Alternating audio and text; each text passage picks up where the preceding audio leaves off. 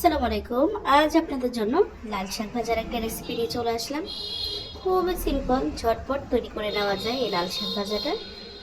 সকালে একটু ডাক্তারের কাছে যাওয়ার সময় সামনে এই লাল শাকগুলো পড়ছে, খুবই ফ্রেশ ছিল। তো নিয়ে আসলাম সাথে করে 3 আটি কেটে বেছে একদম রেডি করে নিচ্ছি রান্নার জন্য। তো আমি এখানে রান্নার জন্য তেল দিয়ে দিলাম, দিয়ে দিব 3-4টা শুকনো মরিচ দিয়ে একটু নেড়ে ছেড়ে এখানে আমি দিয়ে দিব কিছু পেঁয়াজ কুচি।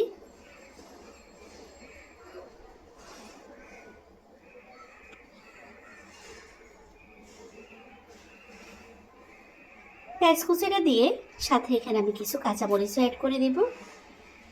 কাঁচামরিচটা দিয়ে সাথে আমি ভালোভাবে পেঁয়াজগুলোকে একটু ব্রাউন করে ভেজে নেব।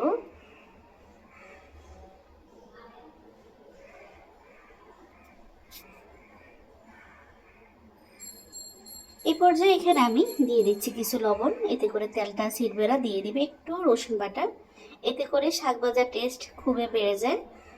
আপনারা চাইলে কুচি করেও দিতে পারেন, আমার থেকে বাটাটাই বেটার লাগে। তো এই সবগুলো উপকরণ আমি আবার একটু ভেজে নিচ্ছি। ভাজা হয়ে গেছে, আমি এখন এই পর্যায়ে বেছে রাখা লাল শাকগুলো দিয়ে দিলাম। লাল শাকগুলো দিয়ে ভালোভাবে উল্টে পাল্টে মিক্স করে নিব।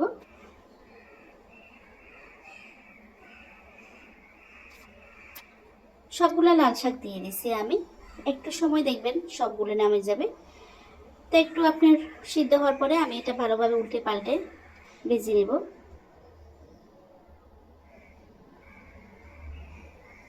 শীতকালে কিন্তু এই লাল শাকের স্বাদটাই কিন্তু অন্যরকম লাগে।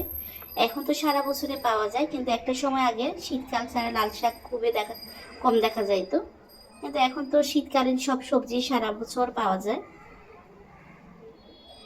তো শাকটা আমি ভালোভাবে নেড়ে চেড়ে ভেজে নিচ্ছি, খুবই সিম্পল। তৈরি হয়ে গেল আমার মজাদার লাল শাক ভাজা। আমি এখন এটা পরিবেশনের জন্য একটা বাটিতে উঠিয়ে নিচ্ছি। আপনারা চাইলে এখানে চিংড়ি মাছও অ্যাড করতে পারেন।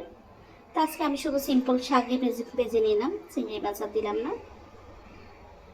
তো আমার রান্না হয়ে গেছে, আমি নামিয়ে নিচ্ছি শাকগুলো। এই যে দেখেন সিম্পল লাল শাক ভাজা। আশা করি আপনাদের কাছে ভালো লাগবে আজকের রান্নাটা দেখে। তো আজকের জন্য আল্লাহ হাফেজ, আসসালামু আলাইকুম।